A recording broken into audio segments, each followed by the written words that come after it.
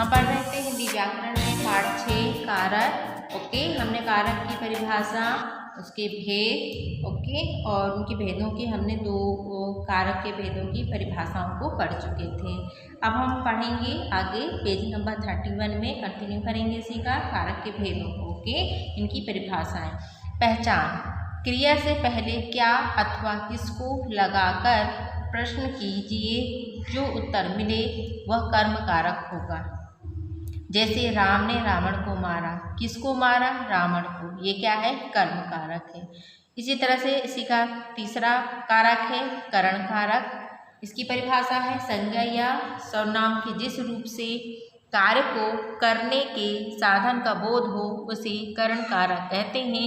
जैसे यश कलम से लिखता है, तो यहाँ पर लिखने का साधन क्या है? कलम है, अतः कलम करण है, इसका चिन्ह से है। फिर है संप्रदान कारक, जिसके लिए कोई काम किया जाए या जिसको कुछ दिया जाए वह संप्रदान कारक होता है। इसके चिन्ह को के लिए, जैसे कि भिखारी को भिक्षा दो, माताजी आर्यन के लिए पुस्तक लाई। पहले वाक्य में भिखारी तथा दूसरे वाक्य में आर्यन संप्रदान है। फिर इसी का है पांचवा पॉइंट है इसका अपादान कारक। इसकी परिभाषा है शब्द के जिस रूप से अलग होने का भाव प्रकट हो उसे अपादान कारक कहते हैं।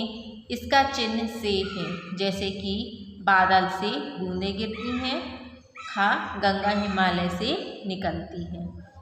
पहले वाक्य में बूढ़ों ने बादल से अलग होने तथा दूसरे वाक्य में गंगा के हिमालय से अलग होने का भाव प्रकट हो रहा है, अतः बादल तथा हिमालय अपादान है। इसी का छठवां पॉइंट है संबंध कारक। कारक के छठवां भेद संबंध कारक।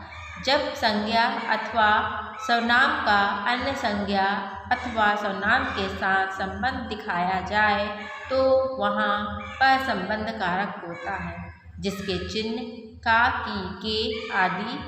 जैसे कि मनीष का भाई सर्वेश गया, अभय के पिताजी आए, आरती जी माताजी खाना बना रही है।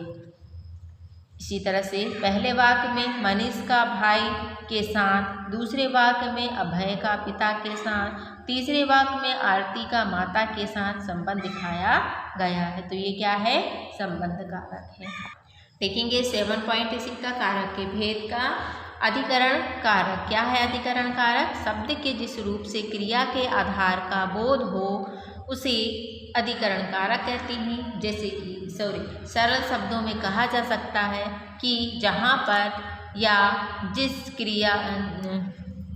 जिसमें क्रिया घटित हो वहाँ अधिकरण कारक का प्रयोग होता है। जैसे कि पिताजी कमरे में बैठे हैं, फिर शुभम ने मेज पर बस्ता रखा। ओके, ऊपर के वाक्यों में बैठे हैं क्रिया का आधार कमरा है तथा रखा क्रिया का आधार मेज है, अतः कमरा तथा मेज अधिकरण है।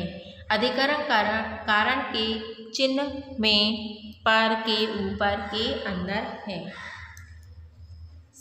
फिर लास्ट है संबोधन कारक की परिभाषा। जब किसी संज्ञा अथवा सर्वनाम का संबोधित करने या उसका ध्यान आकर्षित करने का बोध हो उसे वहाँ पर संबोधन कारक कहते हैं। इसके चिन्ह हैं अरे, ओ, अजी आदि हैं। संबोधन कारक के बाद संबोधक चिन्ह विस्मय आदि प्रयोग होता है। जैसे कि हे भगवान मेरी रक्षा करो, अरे लड़कों मैदान में पहुँचो। ओके, इस तरह से ध्यान दीजिए यहाँ पर क्या लिखा है। से का प्रयोग करण कारक में साधन के रूप में तथा अपादान कारक में अलग होने के अर्थ में प्रकट होता है। ठीक है, यहाँ पर 2 से का यूज हुआ है ना, एक अपादान कारक में होता है और एक करण कारक में होता है से का यूज। ठीक है, पर दोनों में अलग अलग है। अर्थ इसका। अब यहाँ पर विभक्ति, कारक और चिन्ह दिया है। प्रथमा विभक्ति कर्ता, चिन्ह है ने। द्वितीया विभक्ति कर्म कारक, चिन्ह को। तृतीय विभक्ति करण कारक, चिन्ह से, द्वारा, साधन के अर्थ में। चतुर्थी विभक्ति संप्रदान कारक, चिन्ह को के लिए। पंचमी विभक्ति अपादान कारक, से, अलगाव के अर्थ में चिन्ह है ये। षष्ठी विभक्ति संबंध कारक, इसका चिन्ह है का, की, के, रा, री, रे आदि। सप्तमी विभक्ति अधिकरण कारक, चिन्ह में, पर। संबोधन विभक्ति कारक है संबोधन और चिन्ह है हे, ओ, अरे आदि। ओके स्टूडेंट, तो इस तरह से हमने इस चैप्टर को रीड किया है कि कारक किसे कहते हैं, कारक की परिभाषा, कारक के